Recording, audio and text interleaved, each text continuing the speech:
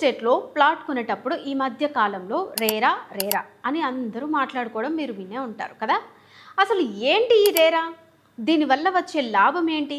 చాలా సింపుల్ అండి. రేరా అనేది గవర్నమెంట్ తీసుకొచ్చిన ఒక పక్క లీగల్ షీల్డ్. రేరా అంటే రియల్ ఎస్టేట్ రెగ్యులేటరీ అథారిటీ. ఒక ప్రాజెక్టుకు రేరా సర్టిఫికేట్ ఉందంటే ఆ వెంచర్ వెనుక ఉన్న ల్యాండ్ టైటిల్స్, ప్రభుత్వ అనుమతులు అన్ని 100% పక్కాగా ఉన్నాయని అర్థం. చట్ట ప్రకారం రేరా నెంబర్ లేని ప్రాజెక్ట్స్ను ప్రమోట్ చేయడం కానీ, ప్లాట్లు అమ్మడం కానీ పూర్తిగా నేరం.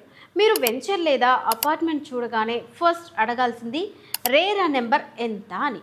ఆ నెంబర్ ఉంటేనే మీ పెట్టుబడి సేఫ్ జోన్లో ఉన్నట్టు. ఇప్పుడు ఏ బ్యాంక్ అయినా సరే ప్రాజెక్టుకు రేరా సర్టిఫికెట్ లేకపోతే హోమ్ లోన్ లేదా ప్లాట్ లోన్ ఇవ్వడానికి అస్సలు ఒప్పుకోవు. రేరా ఉంటే లోన్ ప్రాసెస్ చాలా ఈజీ అవుతుంది. పొరపాటున బిల్డర్ అగ్రిమెంట్లో చెప్పిన వసతులు కల్పించకపోయినా, లేదంటే లేఅవుట్ మ్యాప్ మార్చేసినా మనం రేరా అథారిటీకి కంప్లైంట్ చేయవచ్చు. ఇది రియల్ ఎస్టేట్ రంగానికి సుప్రీంకోర్టు లాంటిదన్నమాట. కోర్టుల చుట్టూ తిరిగే పని లేకుండా చాలా వేగంగా ఇక్కడ సమస్య కూడా పరిష్కారం అవుతుంది.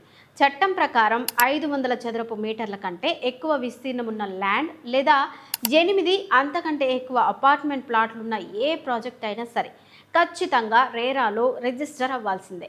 రేరా రిజిస్టర్ నెంబర్ రాకుండా బిల్డర్ కానీ డెవలపర్ కానీ ఆ ప్రాజెక్టును ప్రమోట్ చేయకూడదు, అడ్వర్టైజ్మెంట్ ఇవ్వకూడదు, ఫ్రీలాన్స్ల పేరుతో బుకింగ్స్ అస్సలు తీసుకోకూడదు.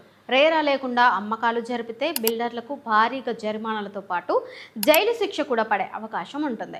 అన్నిటికన్నా ముఖ్యం, బ్రోకర్ల మాటలు నమ్మి తొందరపడకండి. రేటు తక్కువగా ఉందని రేరా లేని చోట రిస్క్ అస్సలు చేయవద్దు. ప్లాట్ కొనే ముందు రేరా నెంబర్ ఉందా అని ఖచ్చితంగా అడిగి తెలుసుకోండి. రేరా ఉన్న ప్రాజెక్టునే ఎంచుకోండి. మీ కష్టార్జితాన్ని సేఫ్గా ఉంచుకోండి.